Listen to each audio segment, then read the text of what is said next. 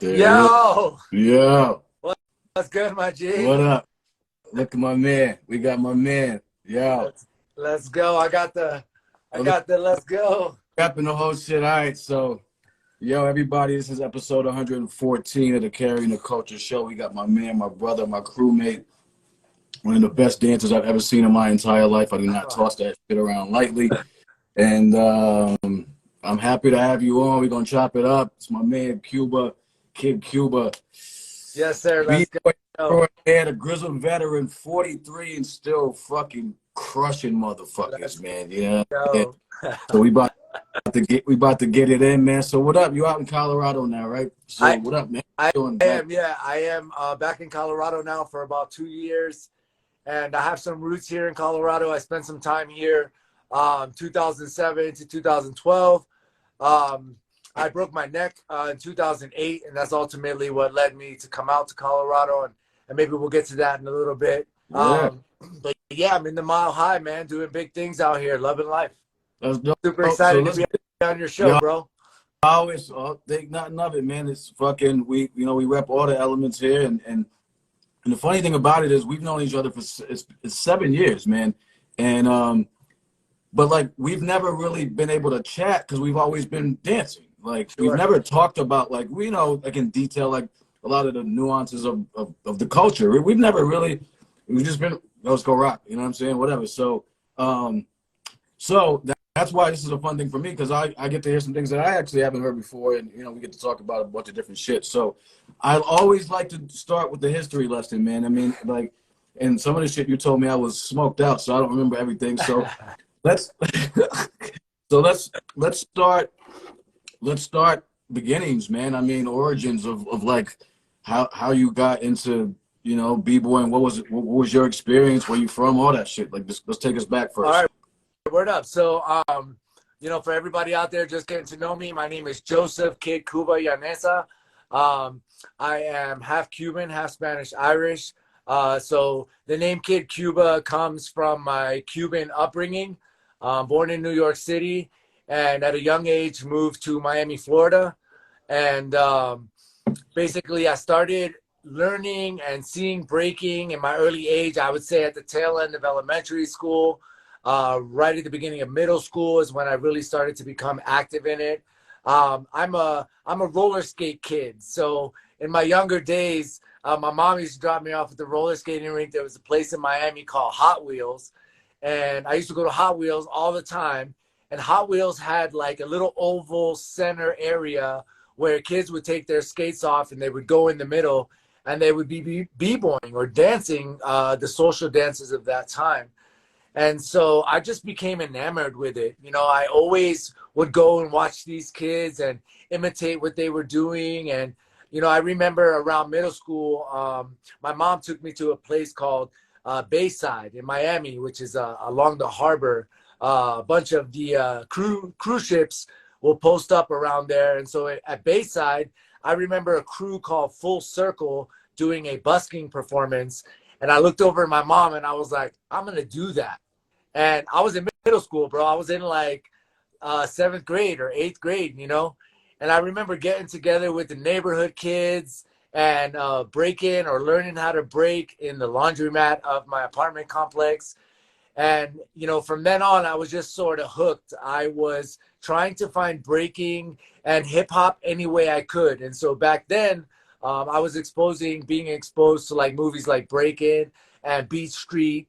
And I loved it. I knew that this is what I wanted to do. And I'm also ADD, like to the max. No shit. And always had a hard time with like falling in line. And I feel like, breaking at that time allowed me the opportunity to be myself, and not have to sort of fit in any box. And so from middle school into high school, I got together with some classmates, and there was a kid, his name was Tony Rojas. And I don't know what Tony Rojas is doing today, but he was a dope-ass cartoonist, a dope graffiti writer. And we would take him white T-shirts. And in arts class, he would write all of our nicknames in Sharpie on white tees so that we could go, like, after school to the dance and, like, rep who we were, And so I just So real really, quick, like... frame it for me, like as far as like just year wise, like roughly, Okay, like late. so we're talking 90s, bro. We're talking 91, 92, Mm, 93. And then what I would say is that in 94 was the year that I really like was off and running as a b-boy, you know. And in 96, I'm a twin. I have a twin sister named Joni. In 96, my mom sent me to live with my father in Pennsylvania. And that's sort of where I like started to progress as a dancer and started really coming into my own. Before that, just culturally in my family, we always got together for holidays, New Year's Eve, Christmas. In our family, we always danced. And also growing up, I danced in so many quinceañeras. I can't even tell you how many quinceañeras I danced in, you know? And so I was always like a ham, you know, so to speak. I always loved to dance for my family. Me and sure. my twin sister would do like singing performances and dance performances. And so I was always a bit of an entertainer. And so fast forward, I moved to Pennsylvania in around 95, 96. And in Pittsburgh, Pennsylvania, I lived about 20 minutes, let me think, north of Pittsburgh in a town called New Kensington, Pennsylvania. Shout out to New Kensington. And in New Kensington, there was no real breaking, you know, there was no hip hop, you know. And so I went from being the new kid to, yo, that's breakdancing Joe. And they would holler at me in the hallways in high school. They'd be like, yo, breakdancing Joe, do a windmill. And I would do a windmill in the hallways in between classes and You stuff. And I were sort of got it. doing that. You were like the only. Were you like the only one in school doing that shit? I wasn't, not only was I like one of two Spanish kids in my school at the time, but I was definitely the only kid that was like into breaking and So, doing breaking at that.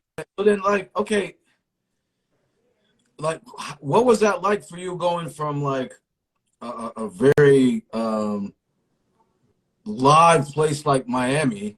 You know what I mean? Different cultures, Haitian, everything, right? Just Cuban, just vibrant culture to New Kensington, That Pennsylvania, with a population of 15,000. I looked it up.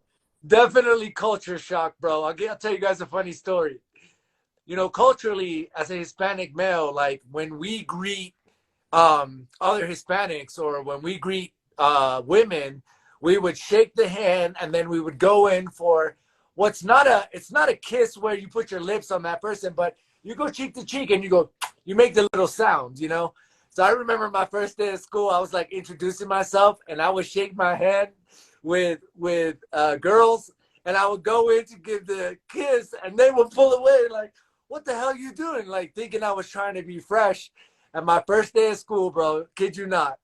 And I'm friends with these guys today, and I became friends with these guys after the fact. But the kids that never came to school, that skipped school all the time, found out that I was trying to kiss on their girlfriends, and they all came to the school that day looking for me. And I had to hide out in the principal's office, call my dad, and my dad was hysterical laughing, like, stop trying to kiss the girls, you know? And I'm like, I'm confused. Like, what do I do out here? So it was definitely like going from multicultural Miami to, you know, for lack of a better way to say it, black and white Pennsylvania was definitely different. And I had to figure out a way to adapt in this new surrounding. And, you know, luckily, you know, with my charisma, my personality, and my dance moves, I was able to sort of, you know, make friends and get people to know like what I was about, you know. But it was Fuck. funny, bro. But you were like solo though. Okay, so then, all right, so then this is what I wanted. So how did you? Because like I said, to me, you're one of the best dancers I've ever seen. I like, and you rock. We're gonna get into like just the fact that you dance. You don't just do moves, and like, so how did you? You're in Pittsburgh, and listen, you know me and my feelings about Pittsburgh. So like, you're in Pittsburgh. How did you hone your skills to become, you know, you here in out in New Ken and then Pittsburgh area though? All right, so a little bit of history about Pittsburgh hip hops, because come to find out that Pittsburgh did have its heyday. In the 80s, there were some really reputable crews coming out of Pittsburgh. And because we're so close to Ohio and moving right along, Ohio to the west, Philadelphia, and then New York City to the east, we sort of have that like kind of mix in between. So in Pittsburgh, we're not really sure who we are, like, do we want to be West Coast? Do we want to be East Coast? We're like, Midwest, right? You want to be like Detroit, or yeah, we don't know. So I started doing my research, bro, and I met a gentleman by the name of Soda Pop Kid, who is an elder. I'd say he's about 15 years older than me, so maybe in his late 50s, early 60s now, and he was an OG popper who owned a barbershop, and I used to go. I'm from Miami, bro. I like the tight fade, and I got to get a crispy cut, so I found wherever like the hood barbershop was, and I went down there to get me a freshie. And next thing you know, I'm vibing with this dude, and he's putting me down. And so I used to take regular trips on a Thursday night in Pittsburgh. There was a club called Club Laga. And Laga was a multi-level nightclub. They had like an 80s floor, a rock floor, and then they had a floor where on Thursday nights they did hip-hop. So when I turned 18, he would take me to Pittsburgh with him, and I linked up with a crew called the Jedi Monks. Big shout out to my homeboy Mo. Mo knows best. This was one of the first people that I ever saw like really doing it. And Mo came to Pittsburgh from New York City. And the Jedi Monks were nasty, bro. They were like very reputable, maybe even a little bit ahead of their time in terms of, the stuff they were doing. And also at that same time, social dancing is really big. So mop top style dancing is still popular. The house splits and, the two guys doing the routines where one flips over the other one's back, and along with like the tail end of Running Man and all of those social dances. So, because I was big on social dances and then I found breaking, my style was like potpourri of my Latin upbringing, the social dances of the time, and then also seeing like real legit B-boying, right? Because I was seeing it in Miami, but I didn't identify with it yet, And when I moved to Pennsylvania, I was really, really looking for it, really looking for it. And so then little by little, I started to link up with those guys. I started to go out more and more. And then as the years progressed, as we got closer to the 2000s, then breaking became a lot more popular because of these guys, the Jedi Monks, So, yeah, I owe it to those guys a lot, man. And then, so this is in 97, right at the beginning of 98. In 1998, I went to my first ever large B-Boy event. So it was the first time I would go back to Miami from Pennsylvania. And I drove with Soda Pop Kid to go to the B-Boy Masters Pro-Am in 1998. And that shit blew my mind, bro. That was the first time I ever like saw, right, the OGs, the legends, the dudes from B Street, some of the guys from Breaking, I would meet Frosty Freeze. I would meet Little Lep. I would meet Maurizio. I would meet Ken Swift, and a slew of other B-boys from the 90s that were B-boys. And from that point on, I was like, I was hooked. It was like a drug for me. I was trying to seek it out wherever I could. And I want to give a quick shout out because I know my homie Taekwon is on here. I also want to give a big shout out to my Ohio heads because around that time, 98, 99, so for me, unfortunately, I dropped out of high school. And coincidentally, I dropped out of high school and I got a job working with Mo, teaching kids B-boying and encouraging kids not to leave school, and trying to motivate them through dance to find something inspiring so that, maybe they would finish out their school years. And, I look back on it now and I really wish I would have finished school, but I'm thankful that I took that journey because it ultimately led me to where I am now. And so in 99, Mo introduced me to a woman. Her name was Santina Protopapa, and she's from Ohio. And she had a education company called the Progressive Arts Alliance. And for some reason, bro, like I told my mom when I was a little kid, I told her I wanted to be a teacher when I grew up, and that I wanted to teach kids that had the same type of hyperactivity that I had, because growing up, I never got the attention that I needed in school. And I think that's sort of what turned me off to school in general, And because I was kind of an oddball and didn't fit in anywhere, I felt like breaking was like the perfect fit for me because it was my community, So from 99 on, I took the educational route, and that led me to Ohio. Shout out to my homie Ali 3000. Um, shout out to the Ground Effects crew from Ohio.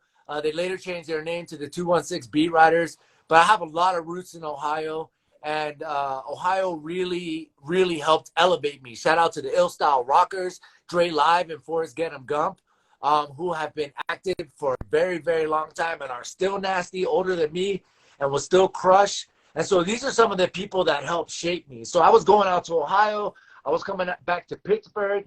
And then a little bit into, I think I started throwing jams in like 2002. My homeboy Mo, who I mentioned a second ago, was already throwing dope hip hop events in Pittsburgh with MCs, graffiti, B-boys, DJs.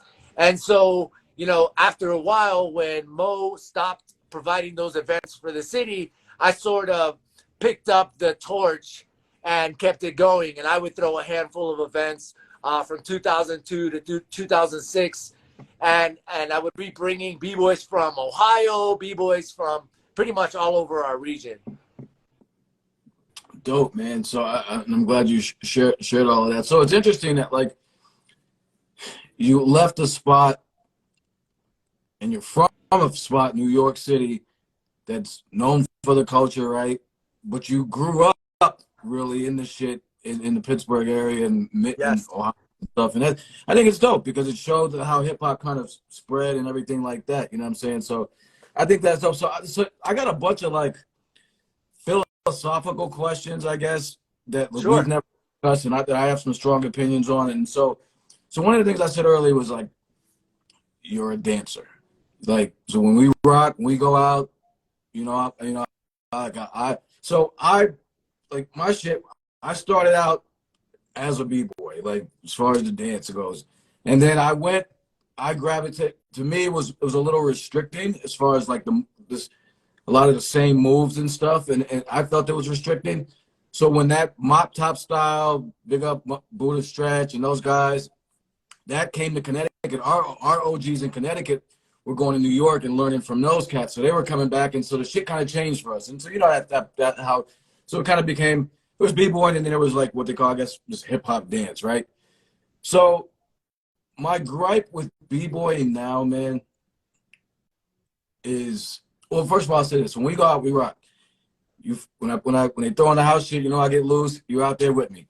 When breaks, you're out there. Salsa, you're out there. Whatever, techno, you're out there. Whatever the fuck, right? And you're adapting your shit, and you're rocking, right? You're not like doing like b-boy, like really crazy b-boy moves to like super slow drumless shit or whatever. Like, you know what I'm saying? You're rocking to the music. So my thing is now, like, it seems like when I watch events and stuff like that, b-boys come so far as the power moves. I see like dudes doing, everybody doing Amazing. crazy stuff. They're gonna be doing right? pinky to pinky air flares soon, man. It's so amazing. But I don't see a lot of dancing. Nah. I really don't see. I don't, and I want to get your take on it because you're in it still. You're winning competitions. You're competing. You're teaching. You're in it. You know. So more than that, in that scene, more than I'm in. Like, what's your take on that? Because that frustrates me to no end. Because to me, I see people with no up rock, no top rock, no flavor at all. They can jump. They can do everything. Hell, I mean, they can fly. But I don't see dancing. So what's your take on that? All right, so my take on it, and this is what I tell my kids, because I'm in Colorado now, and man, our next generation in Colorado is bananas. It's bananas. We got little 7-year-old kids that are head spinning, air flaring. I mean, it's really amazing and inspiring, and it's what keeps me going. So I tell my kids all the time, you take the word breakdance, right? And I don't really like to use that word. That's a commercial word, right? For lack of a better way to explain what I'm about to explain, we're going to take the word breakdance. And I'm going to take the word break, and I'm going to put it in super lowercase letters. And I'm going to take the word dance, and I'm going to make it all capital as big as I can make it, because that's what it is. It's a dance. It should move you first. You should hear the music, process the music, and then communicate your mind and your body to bring that music alive. And then to get even deeper, if you're listening, you should be accenting and bringing to life the different instruments, the horns, the guitar, the drum, it all has life, and you have to bring it all.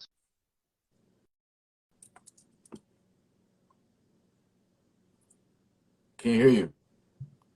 I can't hear you. You're muted. Your audio went out, brother. Your audio went out.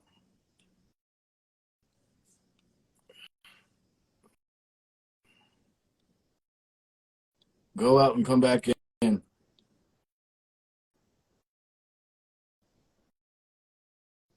Now we better. Yeah, that's much better. Oh. Yeah, that was weird. All right, so you heard the part about small break, big dance, right? So I heard where you said, the music, and we're on the same page, man. The music dictates what you do. Absolutely. And as far as the instruments, that's commonly known as musicality, right? Like the instruments, like you can pick out a horn, you can pick out a violin or whatever it is, right? So yeah, we got and you. So it's really important because see, sometimes I feel like nowadays nobody waits to hear what somebody's saying before they respond. Somebody says something and they're already trying to jump on it with a response. People don't listen long enough to respond accordingly. Everyone thinks they have the answer. And so what you got to do is you got to listen and then respond, and you can only do that if you are patient with the music. It's not a race. You're not running a race. You're dancing. You're listening and you're responding and you're moving accordingly. I tell my kids all the time when we're dancing, you don't want to go out there and be flopping all around like a fish out of water. No, you want to listen and you want to be smooth, and you always want to try to look as cool as you can, and breaking is unique to every individual that's doing it. Nobody should look the same as the next person. That's where we sort of got off track. It's okay to be original. It's actually more important to be original than it is to try to look like somebody else. Because nobody wants a cookie cutter culture. I got into this because I could be exactly who I am and who I want to be. Not because I want to be like Ken Swift or I want to be like Maurizio or I want to be like my favorite B-Boy and copy all their moves. You know what I'm saying? So originality is the key, and that's the first thing. You got to stay close to that. You got to be original. If you're not original, nothing separates you from the next person. Right. We all do six step. We all do head spins. We all do turtles, flows, but what separates your six step from the next person's six step? You know what I mean? Your flavor, your style, how you approach, how you hear the music, So all of that is really important to me. And music moves me, man. Music, I'll give you an example. I went to an event out here and I was lucky enough to be invited on the stage to dance, and there was a live percussionist. Bro, when I tell you that this dude playing hand drums, shaking things, bro, it's like he reached into my soul and was puppeteering me. Like I was possessed by this man's music. Like I know. I've had that experience before too. Yes. I don't care to just go out there and top rock and drop and footwork and freeze and stand up. No, I want to really hear the music and I want to bring that music to life with my movement. I want people to watch me and be like, holy shit. Like I can almost see the song. You know what I'm saying? Like I can see it in physical form. Like, yes, I can hear it, but fuck, I can see it, So for me, it's all about dancing, man. And, I'm all about the preservation of the culture. I'm going to continue teaching and spreading the knowledge as long as I can. And at the forefront of my lessons, first and foremost, dance. Because when you get old enough and the moves go away and you can't 1990 and you can't headspin, guess what you can still do? Dance. So why not practice being a strong, solid dancer now. And by doing that, it's also going to strengthen everything else that comes along with that. You know, it's a foundation, right? How many times? I'm sure you've been out somewhere and you've seen somebody, because I know I've seen somebody out and they're just like doing some quote unquote simple shit. But it's so dope that the person that like is doing the crazy shit, it doesn't matter because you can know this person is killing it with their simple shit, right? Because they're rocking. And this other person maybe flipping around doing all sorts of crazy shit, out of breath, da da da da. And it's like, yo, you know what I mean? Like, and so that's an important thing. And I'm glad you spoke on it because I'm always banging on that point all the time, which is why like the competitions and stuff, people send me videos and stuff a lot to post and stuff and different things. And I'm like, man, and I look at them and I see dudes literally flying around the room, but I don't see anybody dancing. Nah. You know what I mean? And I see listen, very not to take anything away from those guys, because the time and the effort and the energy that it takes to put into any aspect of this, like, kudos to them, you know? I just hope that anyone that is, you know, anyone that is flying in the air, you know, if that's your main goal, like, take a second to step back and go back and strengthen the things that also go along with this. You know what I'm saying? You can't have pizza without sauce and cheese. It's just bread.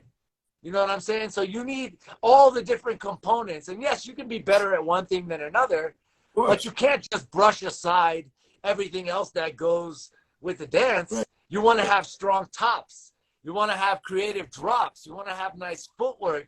You want to have good flow. You want it all to go together like a story, you know? It doesn't matter to me how you tell your story. Look at Quentin Tarantino. He gives you the middle of the story, the beginning of the story, and then the end. It's all there, you know, and that's the point. It has to all be there. You can tell the story however you want, right, you know? Right. You got to have all the components. It's like, you know, I've talked to some DJs. It's like DJs that can like beat, juggle, and cut and scratch and do all sorts of crazy shit, but can't rock a party.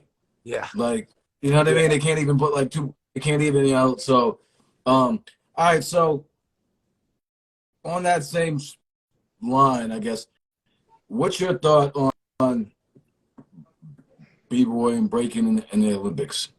All right. So I think that anytime breaking, you know, just when you think breaking's reached its highest point, another door opens, right? And so I think it's good because all of that trickles down in the culture. It makes more people interested in it. It provides more teaching opportunities for educators who want to, you know, reach more people. There are going to be people who want to, because breaking is not just for one type of person anymore. Breaking could be for someone who maybe doesn't necessarily want to compete or, you know, want to pursue the culture per se, but they want to get healthy. They want to learn to dance better. They want to take on a new hobby or skill. I'm not gonna fault that person or tell them, no, you're not allowed in here. No, breaking is for everybody, you know? So it has its pros and cons. You know, for me personally, I like to see breaking represented in the Olympics the way it's represented outside of the Olympics. Now, in my opinion, breaking would be a better fit in action sports, you know, than the Olympics. I'd like to see breaking at the Gravity Games or the X Games.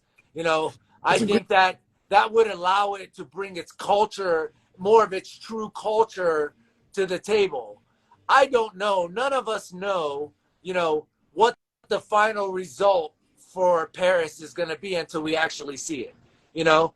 But what I would like to see is breaking represented, you know, you know, obviously we're not sticking up people anymore, and, you know, we're not in the streets like we used to be, because nowadays you don't have to come up on the streets to be a good B-boy. There's kids in the suburbs breaking.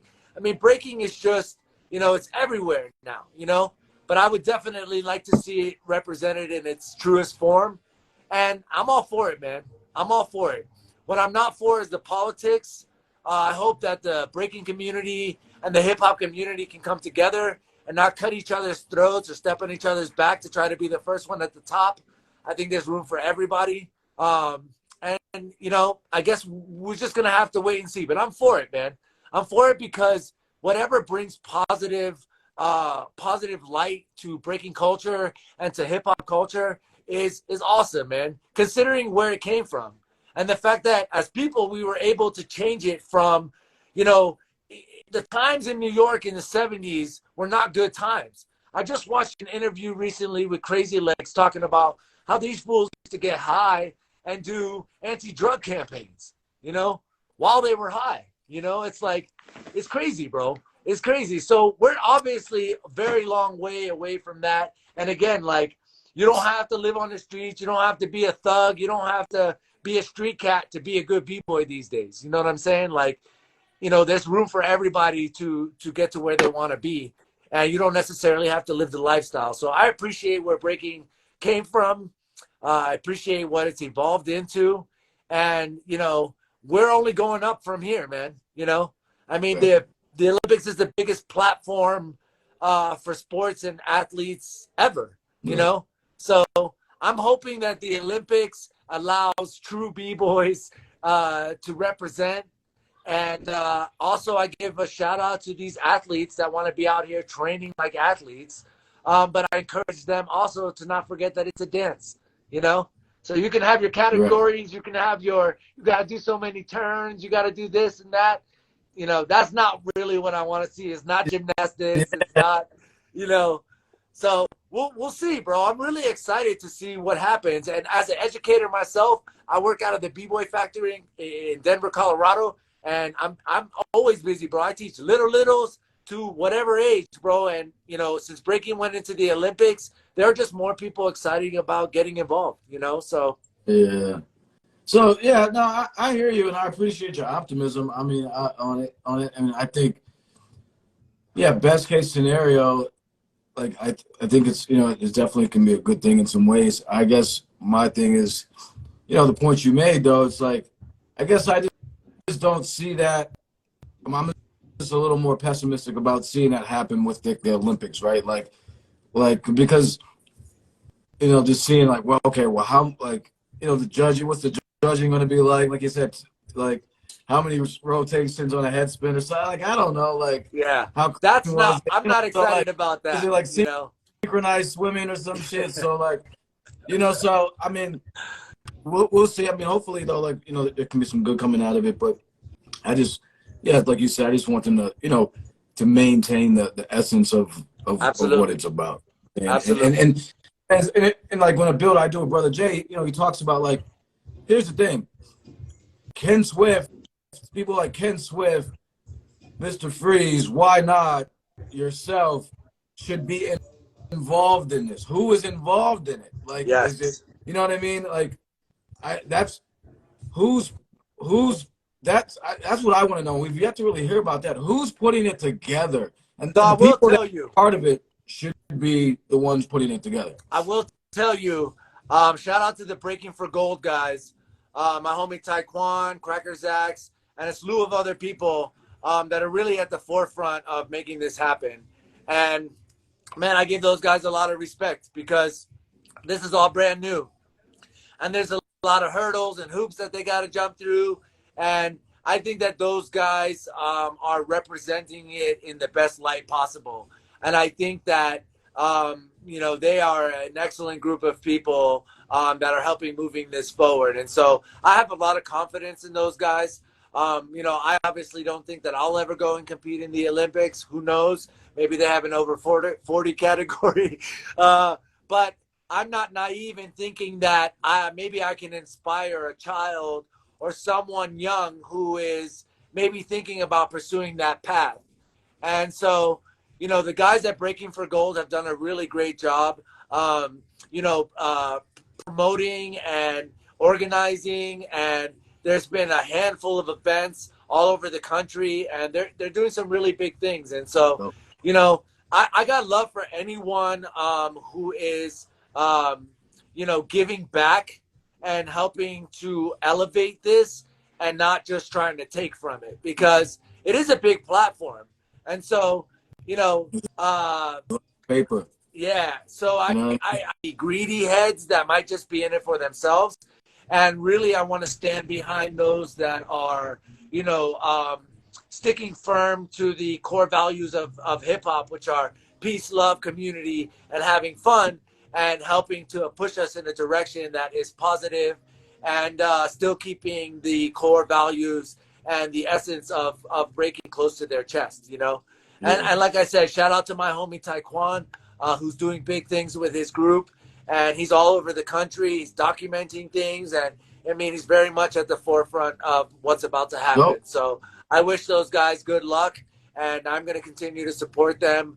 And I hope that, you know, when we get closer to the final product, I hope that by then we've weeded out all of the negativity that might be trying to latch onto something positive, you know? Of course. I mean, Yeah. because it's a big thing, and when there's money to be made, that's where my concern is, right? When there's money to be made, and everything gets fucked up, and you know, all organic shit eventually gets fucked up by the paper, right? So, you know what I mean? Like everything does. All the elements have. We could talk. I've talked to DJs, B-boys, writers, or whatever. Like Yes. the paper starts to fuck with people. You know what I mean? So, yo, let's jump into the teaching a little bit more. Really, just kind of because you've talked about that like since we started. You know, like when you were here. Um, you know, you had a little squad, did some shows with them and stuff like that. And I've always gotten a lot out of teaching when I've done it, more so than performing. Really, I just get more out of. I've gotten more out of teaching. Like it's just always been fun to me. Like keep teaching kids rather, not you know what I Yes. mean. And just seeing their creativity and what they come up with and stuff, and be like, oh, this is tomorrow I can like do this, and I'm like, oh shit, write that down, write that down. So, talk about how that. I mean, you've said it a lot, but like, why is that so important to you, man? And like, you know what I mean? And as far as everywhere you know, you put it down for the kids, man, and I think that's dope, especially now. Yeah, teaching changed my life, man. So we'll go back to '99 when I first got my first opportunity teaching.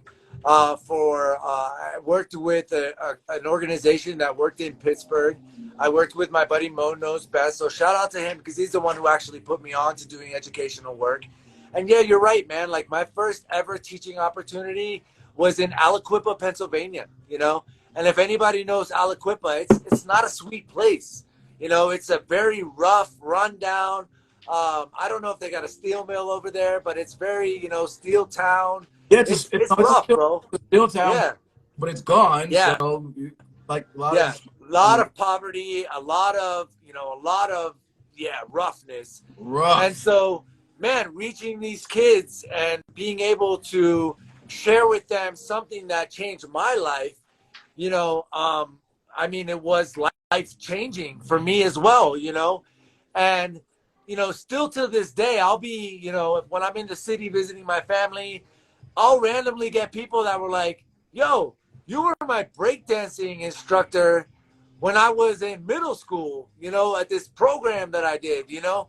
And so I realized at an early age, 19, that, you know, this was a path that I wanted to take. And in order to be a good teacher, I had to be a good student.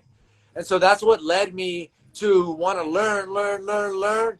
And then because this is a gift, not for me to keep, but a gift for me to harness and then give back to another person, you know? And so the saying, each one, teach one, has always been something very close to my heart. And literally from 99, 2000, 2001, I would be going to Ohio regularly. I would be doing educational programs in Ohio. You know, education for me was always a big thing. And anywhere I was at, I was always trying to find a place to teach. And I guess just because of who I am, man, and, you know, the type of lessons that I bring. And for me, it's not just about dancing. It's about the life lessons that you learn through dancing that you can apply anywhere in your life. It's a bigger lesson, you know? And so I always gravitated towards like outlets where I could share my knowledge and my skills, you know? And so whatever I was learning, I was immediately trying to go and give it to somebody else, you know, and spread it as much as I could. And so, yeah, man, 99 till now, I've just always been involved in educational work, and I've worked in many schools, both suburban schools, inner city schools. And to be perfectly honest with you, man, I find it most rewarding to work in the inner cities, man, because these kids really need an outlet. They really need someone to listen to them. And like you said, they're like, yo, Coach Cuba, look at this. I can balance on my ear, you know? And I'm like, oh, that's amazing. Yeah, let's go. And that little bit of encouragement sparks a fire in these kids that makes them feel like they can do anything they want, you know? Because you might be the only positive person that they're going to be dealing with that fucking week. So if you see them, Absolutely. that might be their only like experience where somebody is bigging them up, saluting them, pushing them, encouraging them, right? You know what Absolutely. I mean? So Absolutely. salute. And we're changing lives out here, man. You know, one step at a time. Literally, we're changing lives, you know? And so, you know, educational work has always been close to my heart. I continue to do it. I will still continue to do it. I'm always a student. You know, I'm not naive to think that I know it all. I'm always searching for knowledge. And especially when I'm working with these kids, I'm out here hurting myself trying to do what they're doing. You know what I'm saying? Like, so, yeah, educational work has always been something that I've been very passionate about. And again, a lot of these kids, you know, especially in the inner cities, they have dietary issues, they have behavioral issues, they have family issues. And like you said, you know, I might be the only person in their life at that moment that is encouraging them, that is lifting them up and giving them that proverbial push forward to go and be anything that they want to be in, to help them believe in themselves. And that's not to take anything away from the suburban kids or the rich kids, so to speak, because everybody deserves these lessons.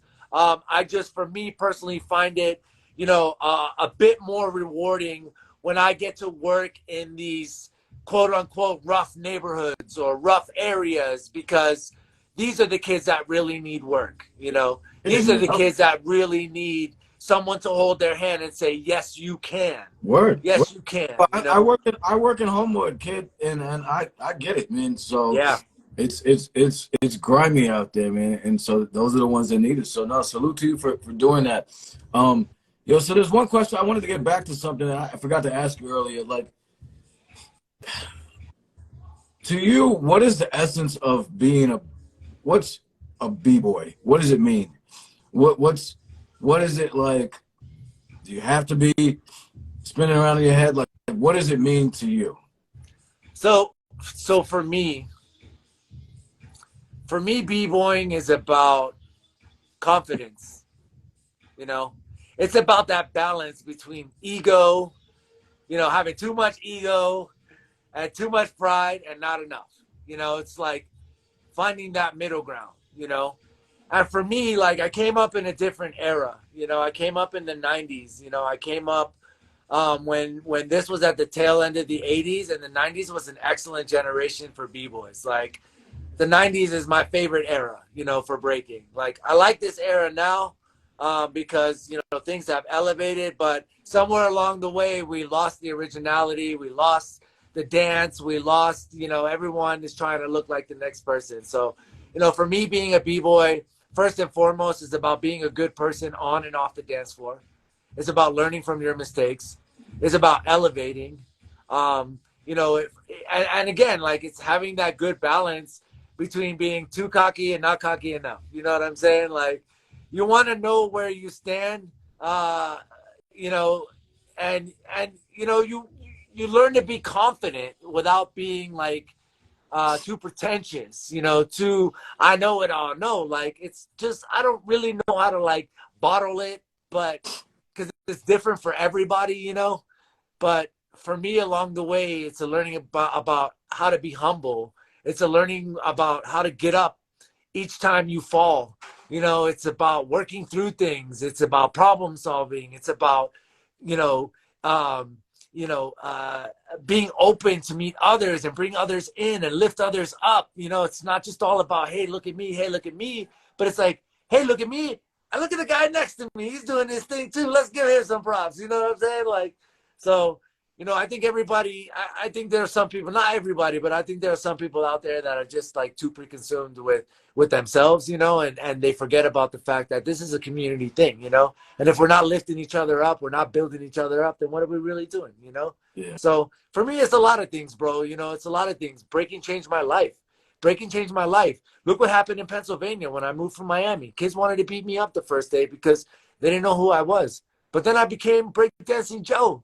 And they were like, oh, this guy's the coolest. You know, they got to know me. And if it wasn't for breaking was sort of my like way to find myself. You know what I'm saying? So, you know, anything that you can do artistically, you know, to help find yourself, man, I encourage that, man. And you know, breaking for me is the love of my life. You know what I'm saying? Besides my lady and my child, you know, and my family, you know, but breaking is really close to a lot of the things that I love and that I hold dear to my heart, and it shaped and molded me every step of the way. And you know, in 2008, I had a B-Boy program at Camp Woodward, which is the largest action sports camp in the world. I worked with a really good friend of mine, Future, who's also a fantastic dancer. And I was trampolining, and I had an unfortunate fall. And I broke my C4 and 5, and I severed all the ligaments in my neck from 1 to 7. And I was an adult at that time, I was 28 years old, and I never thought I'd dance again.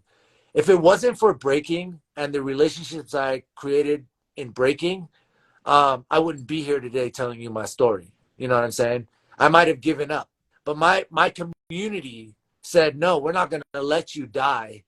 We're not going to let you give up. We're going to help rehabilitate you. We're going to lift you up. We're going to bring you back to us here in Colorado, and we're going to help you get back on your feet again. And that's breaking. That's breaking. Breaking ain't about a competition. It ain't about none of that shit. It's about the relationships and the friends and the community that you make that will outlast any dance moves, you know?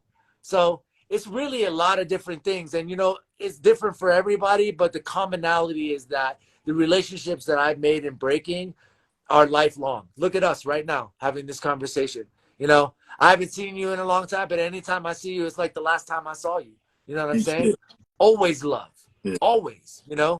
So, you know, it's a lot of things, bro. It's really hard to summarize it or to like put it into one little package and like present it. But there are a lot of life lessons that I've learned through breaking. I'm grateful for every single one of them. The good times, the bad times, the indifferent times, because they were all learning experiences. And here I am, still motivated, still energetic, still 43. thriving to learn. 44 in July, baby. 40, yo, see, getting it. Hey! Let's go. You know? So let's go. I do like the thing that you were saying though about like, you know, the balance between confidence and whatnot, like and ego, because like, and I think that maybe it's just like the culture in general that there's a competitive nature to it, yo. That you got, and the whole thing is we talked about it. You need to have flavor when you do your shit. You need to have a style, Steez, right? Like how, you know, I always say that like. Hip hop in general taught me how to pose for a picture, taught me how to tie my sneakers, taught me how to lace my sneakers, taught me how to wear a hat, right? Taught me how to like do everything, how to hold my hands, whatever, talk to a girl, roll an L, everything. Yes. So I think that that competitive shit though, you know, it makes it a little different. Like, so you gotta have some style with your shit. Yo, one question before we get on out of here is, unfortunately, so back in the day, I mean, you know, we're close in age. Back in the day, like hip hop was kind of more unified, right? Like all the elements were kind of just you DJ'd, you MC'd, you B-boyed. Like even you and I go out, like we'll catch a tag somewhere. Like everybody even had a hand style back in the day. Even if you didn't write, you still had a hand style. Like you still made sure your shit wasn't sloppy, right? So, so my question is like, so it seems like now like the elements are all kind of operating in 4 individual lanes, right? Like you got B-boy jams, they're dope. You got graph jams, they're dope. DJ things, they're dope. And obviously and rap is preeminent now. That's the shit when people think about hip hop, rap music. Yes. So like, do you see any? I mean, that's what it is. We both acknowledge that. So do you see that like? how can we change that, man, and make that make it more of a unified thing? I mean, for us carrying the culture, it's very important that you got the shirt on. I mean, like it's about the elements. I came into this as a dancer Sure. first, so it's not So how can we can maybe unify these elements and a little bit more like they used to be back in the day? Yeah, that's a good question, bro. And shout out to Time Bomb Crew in Pittsburgh, because Time Bomb is a collective. Time Bomb Crew is made up of DJs, MCs, B-boys, and graffiti writers. Mm. And let's not forget that, like, in the early days, like, who do you think designed your outfits? Who wrote on your jeans? The graph writer. Who played the music for you to dance to? The DJ. Who was hyping the next party or giving shout outs to the B-boys on the floor? The MC. You know what I'm saying? So they very much go hand in hand. And I think unless we've sort of gotten away from that narrative, and I think we need to get back to creating crews that are not just about B-boys and B-girls, excuse me, but are about hip hop as a whole. Boom. So let's put DJs in our crew, or let's get together with local DJs and local graph writers and local MCs, and let's do stuff together. Let's get in the MC's videos. Let's have the graph writer design us a dope t-shirt that we can wear that represents what we represent. Let's go rock out to our favorite DJ. And we still do that. We still do that. We might not have any graffiti writers in our crew right now, but we still tag, we still do little doodle graffiti doodles, but we do got MCs in our crew. We do got B-boys in our crew. We got DJs in our crew. Right. You know what I'm saying? So that's really important. More of a collective then. Yes, that's really important, especially for this next generation. And I think it all starts with exposing people to DJing, exposing people to MCing, exposing people to graffiti. So we need to have more workshops that are all element inclusive, and instead of just having break classes in our studios, let's have a hip hop day where we can get a dozen students and we can rotate them for 45 minutes a piece to each of the elements and see what we can't, if we can't inspire young B-boys and B-girls to get into graffiti, to get into DJing. So it really starts with the elders. It really starts with us reinstating that narrative of that, hip hop has 4 elements in it, and that, in my opinion, crews should consist of at least, one of those things in each crew. You know what I'm saying? Like, every crew should have a DJ and a graffiti writer and an MC, because that to me just feels more complete, and shout out to the crews that are out there that have all of those things present. I know here in Colorado, we do have some crews. Shout out to Break Effects crew that works with MC Dent and a bunch of DJs and graffiti writers. You know what I'm saying? Along with the B-boys. So it's just about bringing that conversation back to life and providing those outlets any way we can. And I know that we're at the forefront of that here in Colorado. We're providing DJ workshops. We're providing graffiti workshops. I know now, even with the what is that thing? The Oculus, the virtual reality. They got graffiti virtual reality where you can hold a spray can in your hand and paint. You know what I'm saying? So there's no reason why we shouldn't be doing these things. And then at the end of the day, the outcome is beautiful. Your DJ's creating music for you to break to. Your graffiti writer is designing dope jackets for you. You know what I'm saying? My homeboy here who owns the B-Boy Factory, shout out to Ian Flaws, he does custom jackets. And he made a jacket for me that says each one teach one on the back with a little Cheech Wizard on the bottom. So and we're crew. So like that's a no-brainer. You give your crew graffiti, you give your graffiti writer a jacket, he puts a dope ass something on it for you. You're out looking fly, you know what I'm saying? So they go hand in hand, bro. It all goes hand in hand. Yeah. Yeah. Yo, thank you, man, very much. I learned a lot, and I'm glad. Yo, thank you, bro. Yo, can I give a couple quick shout outs real quick? Whoever you want. You got a couple minutes, no doubt. All right, yo, let me shout out all my Ohio family. Shout out to Busy Brooks. Shout out to Ali 3000. Shout out to B-Rock, Chucho, I'm gonna forget a bunch of names here. Shout out to Dre Live, Forrest Get 'em Gump, Taekwon. Shout out to the Step Fiends in New York City. Shout out Tony Bones, Cyclone Dave. Those guys were huge mentors to me in my life. Yeah, man, and just shout out everybody that's living real hip hop culture. Shout out to my Soul Mechanics family. Shout out to my Get Down Gang family. Of course, you know what I'm saying? What it do? Yeah, shout out to some of my old Caution Crew family. And shout out to anybody I've ever worked with. Shout out to everybody, bro. Shout out to everybody, bro. Peace, love, community, and having fun, man. Like, live your life, live this culture, but live it positively. Make sure that when you're on the dance floor, you're just as good on it as you are off it, man, because that's really the only thing that matters. If you're a dirtbag in real life, don't even bring that shit to the dance floor because it's not going to translate. We're going to see right through that stuff. So practice being good people, everybody, and learn to love each other and learn to accept each other in all of our differences. And remember that breaking is an original, it's an original thing. Keep it original to you. Don't ever try to look like nobody else. And don't give up, man. Don't give up. I'm 44, man. I've been doing this a long time. I never gave up. Don't let anybody tell you can't do it. Just keep the shit close to your heart, man, and just live your true self. You came back from a broken neck. So from a broken, that's real talk. That's not even an exaggeration. A broken shout out neck. To my Soul Mechanics family. Shout out and to one other quick little story, because you never know who you're gonna influence or inspire. I am crew members with a guy who's named V, right? When in 99 or 2000, I went to Ohio and I taught a B-Boy program at, I think it was East High School. It was either in Ohio, it was in Erie or it was in Ohio. I can't remember. Fast forward 15 years later, I'm driving in the car with my homeboy telling the story, and he goes, "Holy shit, you were my breakdance instructor in 1999 in my high school.